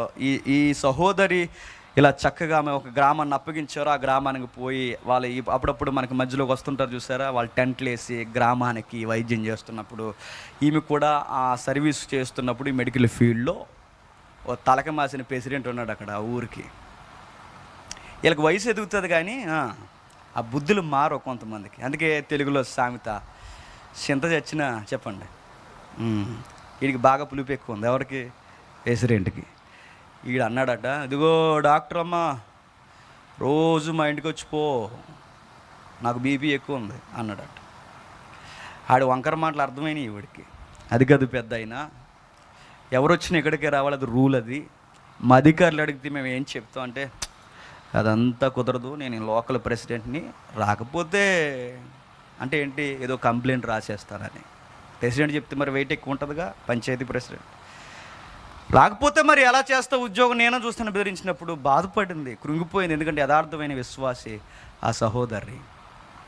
ఇంటికాడ వచ్చి బాధపడింది. ఆయన కూడా టీచింగ్ ఫీల్డ్ ఉంటాడు వాళ్ళ యజమాని, ఆయన కూడా బాధపడ్డాడట. ఏమైంది అంత డల్గా ఉన్నామంటే, నిజమైన తల్లులకు ఉండే లక్షణం ఏంటంటే, గొప్ప స్త్రీలకి వారి బాధలు బయటికి చెప్పరండి కొంతమంది. వాళ్ళ గుండెల్లో దాచేసుకుంటారు. అన్నం చూడండి, ఎంత బాధ ఉన్నా చెప్పదు. అన్న గుండెల్లో దాచుకుని ఆ ముక్కుతూ మూలుగుతూ దేవుని దగ్గర ఏడుస్తుంది. ఈమె కూడా చెప్పలేదు తన భర్త. నిజమైన భర్తలు ఎప్పుడు భార్య చెప్పకపోయినా భార్య ఏదో బాధపడుతుందని గమనిస్తాడు. నిజంగానే భర్త ఏం కూర ఉండవు రెండోసారి తినేస్తాడు. ఈ మధ్యకాలంలో అలాగ అయిపోయారు. నిజమైన భర్త గమనిస్తాడు ఎందుకు అలా డల్లుకున్నా, ఏమైంది, నువ్వు వచ్చినప్పుడు సలాకి ఉండేదానివిగా, ఏం మాట్లాడలేదంటే, ఏం లేదండి, ఎందుకంటే ప్రాబ్లం అవుద్దని. ఆ ప్రాబ్లంలో తన యజమానికి ఏమైనా అవుద్దని అడిగింది. ఆయన అడిగాడు, చెప్పేసింది, ఏమీ లేదండి, ప్రెసిడెంట్ గారు చాలా ఇబ్బంది పెడుతున్నారు, అతను కొంచెం కామవికారంగా మాట్లాడుతున్నాడు అన్నప్పుడు ఆయన అన్నాడు, పోలీస్ కంప్లైంట్ ఇద్దామా అన్నాడు. మనం క్రైస్తవులు కదండి, పోలీస్ కంప్లైంట్లు అవి వద్దులేండి, బాగోదు అంటే, మరి ఎలా అన్నాడు. సరే దేవునికి ప్రార్థన చేద్దామండి అని ఇద్దరు కలిసి ప్రార్థన చేస్తున్నారు. ఆడు రోజు ఏడిపిస్తున్నాడు, రోజు ఆడికి బీపీ చెక్ చేస్తుంది, రోజు ఏడిపిస్తున్నాడు, లేనిపోని మాటలు మాట్లాడుతున్నాడు. కూతురు వయసు అండి వాడికి, రోజు ఏడిపిస్తున్నాడు. అలా ఏడిపిస్తున్నప్పుడు కొన్ని నెలలు గడిచిపోయింది. ఇలా ప్రార్థన చేసుకుంటున్నప్పుడు వాళ్ళ ఆయనకి, ఈ డాక్టర్ వాళ్ళ ఆయనకి గుర్తొచ్చి అడిగింది ఆమె. ఆయన అడిగాడు, ఏమని అడిగాడంటే, అవును ఏదో ప్రాబ్లం అన్నావు పలానా విలేజ్కి నువ్వు వెళ్తున్నప్పుడు, ఏమైంది అక్కడ, ఇంకా ప్రాబ్లం చేస్తున్నాడు ఆ పెద్ద ఆయన అడిగితే, అవునండి మర్చిపోయిన, ఆయన ఈ మధ్య కనబడట్లేదు అని అడిగి సాయంత్రం చెప్తాను అంతే. అడిగింది, సాయంత్రం వచ్చి చెప్పింది. ఏమని చెప్తుందని చెప్పనా, ఊరని వెళ్ళాడంటండి, ఇంకా రాలేదంట, ఏమయ్యాడు కూడా ఈ రోజుకి ఎవరికి తెలియదట, అదంటండి అన్నాడు. మన మీదకు వచ్చినప్పుడు కొన్ని గొడవలు ఆయనకి చెబితే మన ఎనిమీస్ ఊరెళ్తారు, ఇంకా రారు. అది నేను చెప్పాలనుకున్నది అదే. వాళ్ళు ఊరెళ్తారు, మనం చేయాల్సిన అవసరం లేదు. గుర్తెట్టుకోండి, కొన్ని విషయాలు ఆయన చేతుల్లో పెట్టి ప్రశాంతంగా నిద్రపోండి. మరో మాట చెప్పనా, మన ఎనిమీస్కి నిద్ర రాదు. మనం కళ్ళలో గుర్తొచ్చేస్తాం, ఆడికి అన్నింటిలో గుర్తొచ్చేస్తాం. ఆడికి ఒకడు ఉన్నాడండి, ఆడికి ఎడ్డింగ్ కార్డులో కూడా గుర్తొచ్చేద్దాం, ఆడికి అన్ని విధాలు గుర్తొచ్చాం. ఆడికి అస్సలు సంతోషం. ఒక విషయం చెప్పనా, ఆడు ఇండైరెక్ట్గా మనకు బానిస, మనం తలుసుకోలేకపోతే ఉండలేకపోతున్నాడు. దావీదు జీవితాన్ని చూడండి, ఆ ఎగ్జాంపుల్ చూడండి. మళ్ళీ ఇబ్బంది పెట్టారు, మనం ఏం చెయ్యొద్దు, కేసు ఆయనకి అప్పచెప్పండి అంతే. ఊరు వెళ్తారు చెప్పండి, రారు, ఎప్పుడు వస్తారో కూడా తెలియదు, ఉన్నారో లేదో కూడా ఎవరికి తెలియదు. అందరికీ ఇలాగే జరుగుతుందని కాదులేండి, ఒక్కొక్కరికి ఒక్కొక్క స్టైల్. ఎందుకంటే ఆయన అంతా ఒకే స్టైల్లో ఉండదు. దావీదు అంటున్నాడు, నేను దేవునికి నా వ్యాజ్యము అప్పగించుచున్నాను, నా దేవునికి నా వ్యాజ్యం అప్పగించుచున్నాను, ఆయనే చూసుకుంటానని చెబుతాను అంటున్నాడు. యెహోవా తన పరిశుద్ధ ఆలయములో ఉన్నాడు, యెహోవా సింహాసనము ఆకాశమందున్నది. సింహాసనం అంటే ఆకాశం పైన సింహాసనం మీద కూర్చున్నట్టు. దాని అర్థం ఏంటి? జడ్జిమెంట్ చేయడానికి రెడీగా ఉన్నాడు. ఆయన రెడీగా ఉన్నాడు. ఆయన నరులను కళ్ళారా చూస్తున్నాడు, తన కనుదృష్టి ఆయన వారిని పరిశీలించుచున్నాడు. మనకు అర్థం కాని మాట ఏంటి చెప్పిన, నా దేవుడు నా గొడవలు ఎందుకు పట్టించుకోవట్లేదని అప్పుడప్పుడు అమాయకంగా మాట్లాడతాం. బైబిల్లో దావీదు గారు దేవుడు అంటున్నాడు, ఆయన పట్టించుకుంటున్నాడు, ఆయన ప్రతీదీ పరిశీలిస్తున్నాడు. నీ సంసార గొడవలు మొదలుకొని నీ ఎక్కడెక్కడ గొడవలు ఉన్నాయో ప్రతి విషయాన్ని ఆయన రికార్డ్ చేస్తాడట, పరిశీలన చేస్తాడట. ఆయన బైబిల్లో ఉన్న మాట, ఆయన వాయిదాలు వేయడట. ఏ రోజు అమలు చేయాలని తెలుసట, అప్పటి వరకు టైం ఇస్తాడు. దావీదు అదే అంటున్నాడు, ఆయన చూస్తున్నాడు. మనకు అర్థం కాని మాట ఏంటంటే, నా గొడవలకి ఇంకా సమాధానం రావట్లేదటని. మనం గుర్తుపెట్టుకోవాల్సింది, మనం అనుకున్నప్పుడు సమాధానం రాదు చెప్పండి, ఆయన అనుకున్నప్పుడు వస్తుంది. అది ఎప్పుడు వస్తుందో తెలియదు, కానీ వస్తుంది. పక్కా విశ్వాసం ఏంటంటే, న్యాయము దేవుడు ఖచ్చితముగా తీరుస్తుంది. అది ఎప్పుడు అన్నది నాకు తెలీదు. విశ్వాస గుండెల్లో ఉండాల్సిన మాట అని చెప్పిన, నేను ఏమైపోయినా, నా పరిస్థితులు నన్ను బిగించేసిన ఆయన చూస్తున్నాడు. మీకు బైబిల్ చదివే అలవాటు ఉంటే ఒక మాట నేను చెప్తాను. విలాప వాక్యాలు ఉంటుంది బైబిల్లో. విలాపం అంటే ఏంటండి? సెంటిమెంట్ సాంగేనా? ఏడుస్తున్నాడు. విలాప వాక్యాలు రాసిన రైటర్ ఎవరు? యెర్మియా గారు విలాప వాక్యాలు రాస్తున్నప్పుడు మీరు గమనించారు లేదు, 3వ అధ్యాయం 22 నుండి 26 వరకు విచిత్రమైన వచనాలు ఉంటాయండి. అక్కడ అంటున్న మాటల్లో ఒక మాట ఏంటో తెలుసు, మీరు ఇంటికి వెళ్ళిన చదవండి, టైం అయిపోయింది. అక్కడ అంటున్న మాట ఏంటో చెప్పిన, చిత్రమైన దృశ్యం యెర్మియా చుట్టూ అలుముకుందట. చిత్రమైన దృశ్యం ఏంటో చెప్పిన, యెరూషలేము పునాదులు కదిలిపోయాయి, యెరూషలేము గోడలు రోజు రోజుకి తగలడిపోతున్నాయి, నీతిమంతులను చంపేస్తున్నారు. యెర్మియా పిల్లల్ని, మనవళ్ళు ఎవరైతే ఆయన బంధువర్గం ఉన్నారో వాళ్ళందరినీ చంపేస్తున్నారు. రాజులు ఎగిరిపోయారు, బబులోను, మాదీయులు వీళ్ళందరూ దండయాత్రలు బాహాటంగా కనబడుతున్నాయి. యెరూషలేము ఏదైతే ఉందో నేలమట్టానికి వంచేశారట. యెర్మియాకి ఆప్తులు, బంధువులు, స్నేహితులు అందరూ ఎగిరిపోయారట. ఆ టైములో దావీదు ఏమన్నాడో తెలుసా? క్షమించండి, యెర్మియా విలాప వాక్యాలు రాస్తూ ఏమన్నాడో తెలుసా? ఎంతైనా నా దేవుడు నమ్మదగినవాడు. అదేంటి?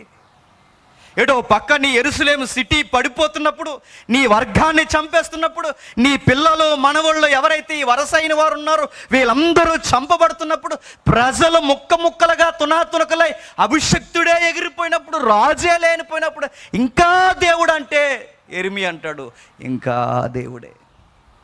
ఎన్ని జరిగిపోయినా దేవుడే. ఆయన అనుమతిస్తున్నాడంటే ఆయన జడ్జిమెంట్ ఏదో ఉంది, నేను ఎదురు మాట్లాడినాను. శ్రమ వచ్చినా, బాధ వచ్చినా, పునాదులే కదిలిపోయినా, నా లైఫ్ అయిపోయిందని నా చుట్టూ ఎటకారం చేసినా, నన్ను ఎవరు ఏమన్నా, చావు నా దగ్గరకు వచ్చి అది కూడా నన్ను ఎక్కిరించిన, నా స్నేహితులు నువ్వు అయిపోయావురా అని నన్ను గిచ్చేసిన, ఎవరేమన్నా నా దేవుడు ఎంతైనా నమ్మదగినవాడు. యెహెజ్కేలు కూడా అంటాడండి, చుట్టూ పరిస్థితులు ఘోరంగా, న్యాయము, లంచాలకు ఎగుబడి, ఎబిచ్చాను రోజు రోజుకు పెరిగిపోయినప్పుడు యెహెజ్కేలుకి ఎన్నో ప్రశ్నలు ఉంటాయి. యెహెజ్కేలు అంటాడు, దేవుడు గొప్పవాడు అంటాడు. ఇదేంటి ఈ ప్రశ్నల మధ్య, ఈ తిక్కల వాతావరణం మధ్య దేవుడు గొప్పవాడేంటి? భక్తుల నోటేంటి చెప్పిన, పరిస్థితులు మనకు అనుకూలం లేకపోయినా దేవుడే చెప్పండి గొప్పవాడు. దావీదు అంటున్నది అదే, పక్షి వలె నేను ఎక్కడికి పరిగెట్టను, నేనుంటా, ఆయన చరణ జొచ్చి ఉన్నా, ఆ ఉన్నవాడు ఆ రోజున్నాడు, ఆ ఉన్నవాడు నిన్నున్నాడు, ఆ ఉన్నవాడు నేడున్నాడు, ఆ ఉన్నవాడు రేపుంటాడు. ఉన్నవాడు ఎప్పుడు ఉంటాడు కనుక నేను ఎక్కడికి వెళ్ళను, ఎక్కడే ఉంటానన్నాడు. ఆయన చెరనుజొచ్చి ఉన్నా, నేను ఎక్కడికి వెళ్ళను. ఆయన నన్ను చూస్తున్నాడు, నరులు ఏం చేస్తున్నాడో గమనిస్తున్నాడు, ప్రతిదీ ఆయన తూకమేస్తాడు. యెహోవా నీతిమంతుని పరిశీలించును, దుష్టుల బలాత్కార శక్తులను ఆయనకు అసహ్యులు, దుష్టుల మీద ఆయన ఉరుములు కురిపించును. అగ్ని గంధకములు వడగాలియు వారికి పానీయ భాగములు. అది ఎప్పుడు అవుతుందో నాకు తెలియదు, కానీ పక్కా అవుతుంది. అది ఎప్పుడవుతుందో తెలియదు. సౌలు ఎంతకాలం పరిగెట్టిస్తాడో పరిగెట్టించనివ్వండి, ఎంతకాలం తరిమేస్తారో తరిమినివ్వండి, ఎంతకాలం నన్ను పొడి చేయాలనుకుంటారో పొడి చేయనివ్వండి, ఎంతకాలం ఏమవుతుందో చేయనివ్వండి. కానీ నేను ఒకటి నేర్చుకున్నాను ఆయన దగ్గర, నేను కామ్గా ఉంటా, రికార్డ్ అంతా ఆయన చేతుల్లో పెడతా, నా కేసుని ఆయన డీల్ చేస్తాడు అన్నాడు. ఈ నమ్మకం ఉంటే ఈ కీర్తనలో ఈరోజు మనం నేర్చుకోవాల్సిన ఈ అనుభవంలోంచి, ఈ అనుభవ కీర్తనలోంచి, గుణపాఠంలో నుంచి మనం నేర్చుకోవాల్సింది ఏంటి చెప్పిన, ఎంత పెద్ద శ్రమ వచ్చినా, ఎంత పెద్ద ఇబ్బంది వచ్చినా, గృహిణీలుగా మీ అత్తలే మీ మీద పగబెట్టేసిన, నీ భర్తే నిన్ను పట్టించుకోకపోయినా, నీ బంధువర్గమే, నీ తమ్ముడే, నీ అన్నే, నీ సహోదరుడైన నిన్నే నిన్ను పొడి చేయాలని చూసిన, నీ స్నేహితులే నిలువెల్లా నిన్ను ముంచేసిన, నిన్ను ఎవరేం చేసేసినా, నీ జీవితం నీ మీదకే రోగమే ఎగబడి ఎక్కిరించిన, యెహోవా శరణుజొచ్చి ఉన్నాను, అంతేక ఆయనతో ఉన్నాను, ఆయన నాతో ఉన్నాడు. నేను కదిలింపబడిన క్రొత్త నిబంధనలో కూడా మనకిచ్చిన గొప్ప కితాబు లాంటి వాగ్దానం ఏంటో చెప్పిన, సదాకాలము మీతో నేను ఉంటాను. ఆ రోజున్న దేవుడు అక్కడ ఉండడమే కాదు, ఎక్కడుంటాడు, నీ శ్రమలో ఉంటాడు, నీ ఇబ్బందులో ఉంటాడు. ఇంకేం కావాలి మనకి చెప్పండి. మనం అనుకుంటాం మనకు వెంటనే జరిగిపోవాలన్నీ, కానీ బైబిల్ అంటుంది నువ్వు అనుకున్నప్పుడు కాదు, నేను అనుకున్నప్పుడు జరుగుద్ది. ఎదురు చూడు, నిరీక్షణతో చూడు. అదే చెబుతున్నాడు 6వ వచనంలో. ముగించేద్దాం 6వ వచనం.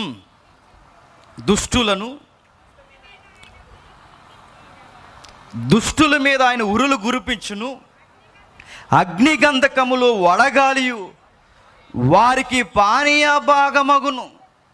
చూసారా, దుష్టుల సంగతి ఆయన చూసుకుంటాడు. మరి నువ్వేం చేస్తావు దావీదంటే, ఆ 3-4 కీర్తనలు అంటాడు, నేను ప్రశాంతంగా రెస్ట్ తీసుకుంటా అన్నాడు. ఏం చేస్తాడట? రెస్ట్. నేను ప్రశాంతంగా నిద్రపోతాను. దేవుడు ఇచ్చిన గొప్ప బహుమానాల్లో ఒక బహుమానం ఏంటో చెప్పనా, పరిస్థితులు ఎలా ఉన్న టైంకి తినేసి చెప్పండి రెస్ట్ తీసుకోవడం. నీకు రెస్ట్ లేకుండా కలలో కూడా వాళ్ళు గుర్తొచ్చేస్తున్నారంటే నీకు విశ్వాసం లేదు, భ్రష్టుడివి, గుర్తెట్టుకో. నీ పరిస్థితులు ఎలా ఉన్నా ఆయన నమ్ము, నువ్వు రెస్ట్లోకి వెళ్ళిపో, అంతే. ఇక పేతురు గారిని రేపో మాపో చంపేద్దామని సెరసాల్లో పెడితే గుర్రెట్టి నిద్రపోయేటట్టు ఎవరు? మనమైతే ఏం చేద్దాం, రేపు అనగానే ఈరోజు చచ్చిపోదాం. మనం చచ్చిపోమండి. మనం రేపు యాకోబుని చంపేశారు అప్పటికే కత్తితో. ఇక రేపు పండగ టైంలో ఆ హెరోదు అన్నవాడు పేతురుని చంపడానికి రెడీ పెడితే, పేతురు గారు లోపల ఆ సెరసాలు చాలా భయంకరమైన చరిత్రలో, ఆ లోపల ఆ చిన్న చిన్న నల్లులు, ఆ జలగులు, ఆ చిత్తడి జైలు మధ్య పేతురుని పెట్టేస్తే, పేతురు గారి కాళ్ళకి బండేసి బిగించేస్తే లోపల ఆయన ఏం చేస్తున్నాడంటే ప్రశాంతంగా ఎంత నిద్రపోయి చెప్పినా దేవదూత వచ్చి లేపినా కలనుకుంటున్నాడట. విశ్వాసులు ఎలా ఉంటారు చెప్పినా, పునాదులు కదిలిపోయినా, లోకమే తెగరబడిపోయినా, అమలాపురం అంటడిపోయినా, అదే తగులుతుందిగా, ఏమైపోయినా నా దేవుడు సజీవుడు, ఆయన సింహాసనం మీద ఉన్నాడు, ఆయన చెప్పండి చూసుకుంటాడు. దావీదు నీకు నాకు ఇస్తున్న భరోసా, విశ్వాసపు కళ్ళద్దాల్లోంచి చూడు తప్ప మన కళ్ళద్దాల్లో నుంచి లోకాన్ని చూసాము, బెదిరిపోయి ముందే సూసైడ్ చేసుకుని చచ్చిపోతాం. అందుకే కీర్తన భలే కీర్తన అండి. ఈ కీర్తన మనం పట్టించుకోము. మనం ఈ ఒక కీర్తన ఇలా ఉంటే ఈ కీర్తనలన్నీ చదివితే, అందుకే బైబిల్కి హృదయం ఉంటే, ఆ హృదయ స్పందన సంగీతం అయితే అది బైబిల్ కీర్తనలు అవుతుంది అన్నాడు కవి. ఆ హృదయంలో ఇంత ఓదార్పు మనకుంటే ఇలాంటి కీర్తనలు నిర్లక్ష్యం చేయకండి, చదువుతాం. ఈ సినిమా పాటలు చెత్త ఇవన్నీ కాదండి, ఈ కీర్తనలు చదవండి. ఇవి మనకు పాఠాలు. సినిమా పాటలు ఏమి నేర్పుతాయండి? ఘంటసాల దగ్గర నుంచి నేర్పింది ఏంటంటే పిట్టల సాంగ్లు కదండి మనకు నేర్పింది. ఘంటసాల గారి పాట ఏంటండి? ముగించేస్తానులేండి. ప్రసంగికులకు ఒక టెక్నిక్ ఉంటుందట, ప్రసంగం అంతట్లో నచ్చే మాట ఏంటి చెప్పనా, ముగించేస్తాను మాట నచ్చుతుందట. ఏ మాట? అదో టెక్నిక్. అది నిజంగానే ముగించేస్తాను, మీ మీద ఒట్టు, నిజంగానే ముగించేస్తాను. అయిపోయింది. మళ్ళీ ఇది ఒక తిక్కల ప్రశ్న అడుగుతారు, థియలాజికల్ క్వశ్చన్లా, ఏదో ఒట్టేయకూడదండి. ఒట్టేయొద్దని బైబిల్లో లేదు. నువ్వు మాట మీద నిలబడే వ్యవహారం కాదు కనుక ఒట్టేయద్దు అన్నాడు ఆయన. ఒకవేళ అడిగితే క్రొత్త నిబంధనలు మాట ఇవ్వు, మాట ఇచ్చే ముందు నిలబడదంటే ఇవ్వు. అది మా ఒట్టే చెబుతున్నా, ముగించేస్తా. విషయం మనం ముందుకెళ్తున్నప్పుడు అక్కడ రాయబడిన విషయం చూడండి. ఘంటసాల దగ్గర నుంచి సినిమా సాంగ్లు మనకి ఏం నేర్పించండి. ఘంటసాల గారు కానీ ఆ రచనలో కానీ మీరు చూడండి, ఏం ఉచిపోక ఈ కవులు ఎక్కడికి వెళ్తారంట. ఎలా రాశారు సార్ మీరు పాటని?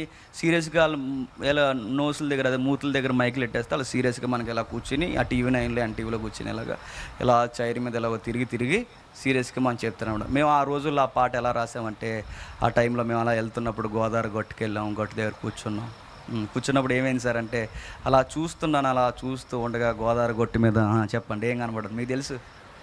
చెట్టు కనబడింది. చెట్టు మీద ఇంకేం కనబడుతుంది? పెట్ట కనబడింది. పెట్ట మీద అంటే ఆ పెట్టకు ఒక హృదయం ఉంది, ఆ హృదయంలో ఏముందని అనుకున్నాను, అప్పుడు వచ్చింది ఆ పాట అనగానే.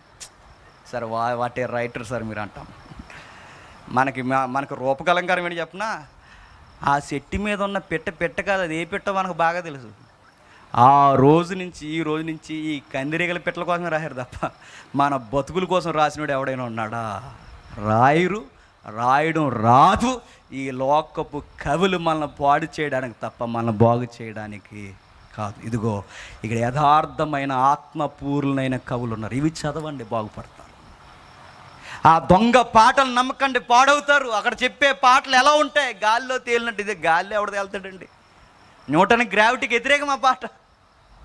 గాల్లో తేలినట్టు స్పూన్ టన్ను బరువు అయిపోయింది, మొఖం అయిపోయింది, ఇక రోగం వచ్చింది, గుర్తెట్టుకో. ఏమైపోయింది?